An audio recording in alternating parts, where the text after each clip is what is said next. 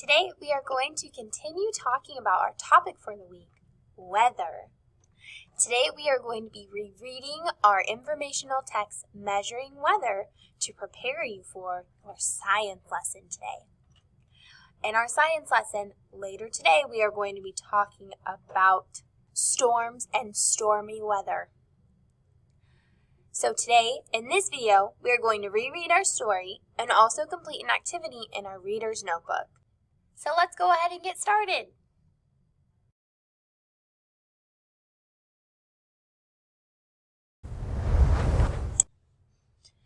In today's story, we are going to continue talking about our topic of weather. Today's story is an informational text. An informational text gives facts about a topic. As we are reading, you will find facts about weather in the article. Our text focus will be a graph. A graph is a drawing that uses numbers, colors, pictures, or symbols to give information. We'll see what the graph shows on page 108. Let's begin reading about measuring weather.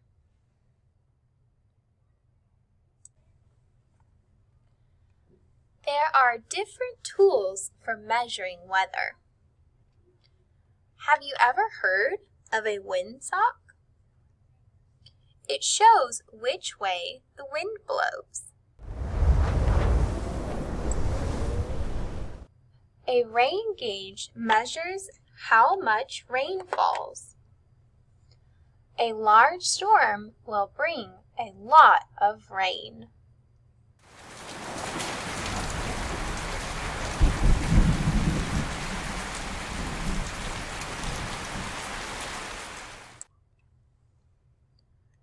A thermometer measures temperature.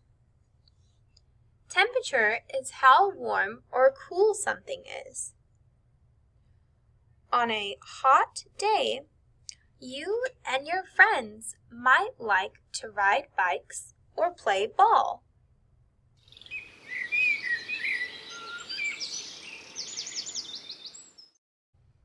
On a cold day, you might want to put on a coat and play in the leaves or build a snowman.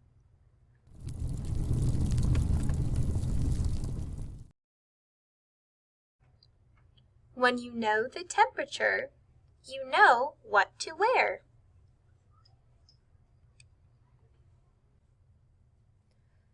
Here on this page, we can see a picture of a windsock, and we can also see a thermometer at the bottom. The thermometer helps measure the temperature and tell how hot or cold it is outside. We can see two children here below, and when you look closely, this thermometer is close to 80 degrees, which means she can be outside in a dress. And this student, the thermometer is closer to 20 or 30 degrees, which is very cold. So he is dressed for the snow. Depending on the temperature, you will know what you need to wear.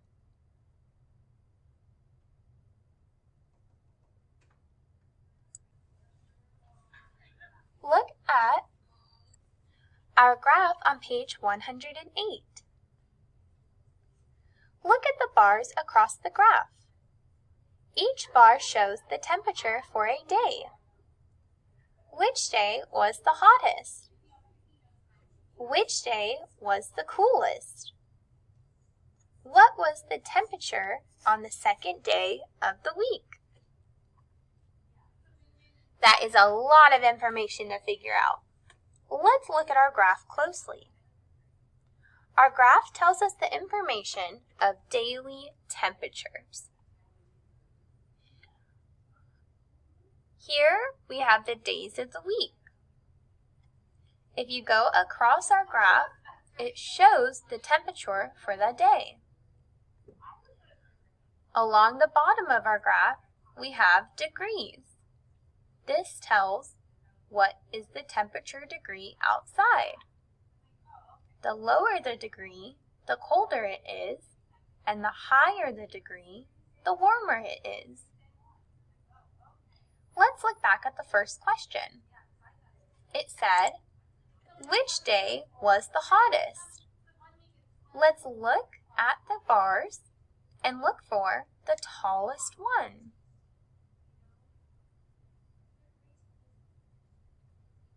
The tallest graph was on Wednesday.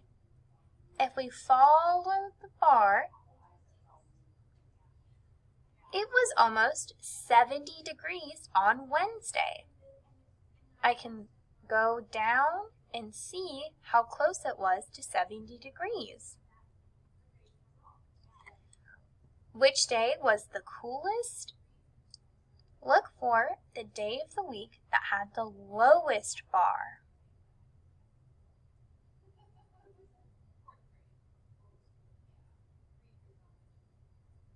The lowest bar was on Thursday.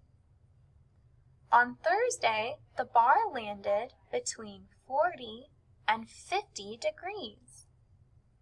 Since it is about halfway, we would say it was 45 degrees this day. That is pretty cold outside. The last question asks, what was the temperature on the second day of the week? Monday was the first day. Tuesday was the second day. When we look at the degrees,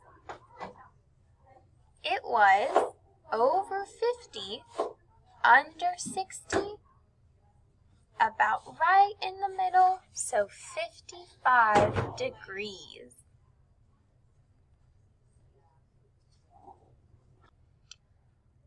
At the beginning of our story, it told us that a graph uses numbers, colors, pictures, or symbols to give information.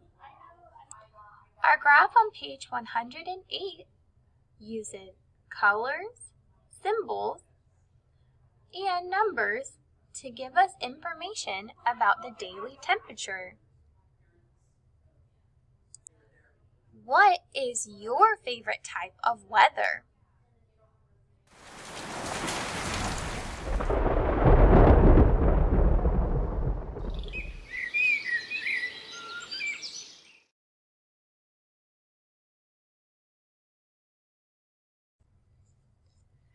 To end our lesson, I'm going to have you complete the activity on page 185 in your reader's notebook. This week we are working with the long I spelling pattern. The long I can be shown as I-G-H, I, I-E, and even Y. We are going to be looking at 3 of those spelling patterns today. I-G-H, Y, and I-E. For this activity, you are going to complete 3 different sections. For the first section, it wants you to write the spelling words with the I-G-H pattern. You will look at all of the spelling words here in the box and write the 2 words that have the I-G-H spelling pattern. For the second section, you will write the spelling words with the I-E spelling pattern. You will look for the 2 words in the box, then write them in the blanks for number 3 and number 4. For the last section, you will write the spelling words with the Y spelling.